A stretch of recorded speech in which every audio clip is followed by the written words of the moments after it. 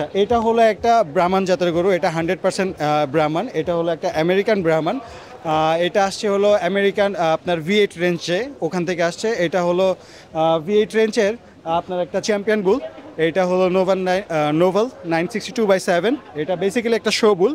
আর এটা আমাদের অনেক দিন হয়েছে এসছে আমাদের কাছে। তো ওকে আমরা আসলে আমাদের বেসিক্যালি আমাদের যে গরুগুলো যেভাবে লালন পালন করা হয় ওভাবেই করি। কিন্তু আমরা ওকে এখানে বলেন বা আমাদের ফার্মে বলেন, ওদের ফার্মে যখন আমরা লালন পালন করে থাকি সেই ক্ষেত্রে ওদের আমরা একটা রেঞ্জ তৈরি করে দিয়েছি। কারণ এই গরুগুলো আসলে কখনো গলায় দড়ি দিয়ে আসলে পালা হয় না। তো ওই রেঞ্জের মধ্যে এই গরুগুলো খোলা থাকে।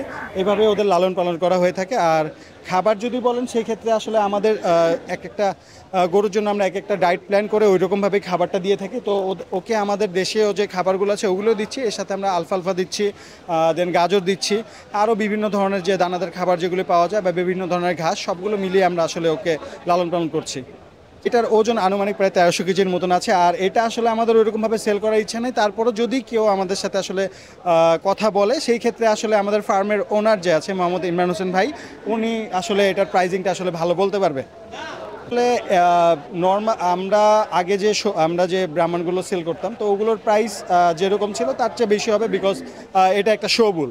হ্যাঁ, তো এর জন্য আসলে তার চেয়ে বেশি হবে এবং এটার ওয়েটও বেশি। তো আসলে আমরা ওইরকমভাবে আসলে এখনও মানে ডিসাইড করিনি। তো ইনশাল্লাহ আমরা করলে আমরা অবশ্যই জানিয়ে দেবো।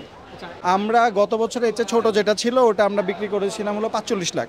এখন আসলে এটা এভাবে বলা মুশকিল। আমরা আসলে সাদিক এগ্রোর পক্ষ থেকে ওইরকমভাবে আসলে প্রাইসটা ডিসাইড করিনি।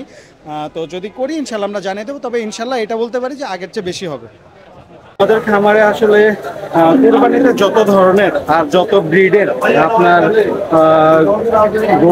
গরু ছাগল মানে যা বলেন কোরবান করা যায়, মহিষ, তো আমাদের কাছে সব ব্রিডের আসলে আমরা গরু, মহিষ, ছাগল, তারপর উট, দুম্বা, ভেড়া আমাদের কাছে সবগুলোই আছে। যাতে আমরা আসলে এরকম ভাবে কালেকশন করে থাকি আসলে কেউ যাতে আমাদের না বলতে পারে যে আপনার কাছে এই প্রোডাক্টটা নাই বা এই জাতের গরুটা নাই, এরকম যাতে না বলতে পারে। অ্যাটলিস্ট লোয়েস্ট হলে আমাদের কাছে 1-2টা ওই জাতের বা ওই ব্রিডের গরু পাবে। 50-এর বেশি হবে বা কম হবে এটা বলা মুশকিল। আসলে এটা আমরা ওরকম ভাবে করিনি, তবে ওইটা চেয়ে বেশি হওয়ার কথা।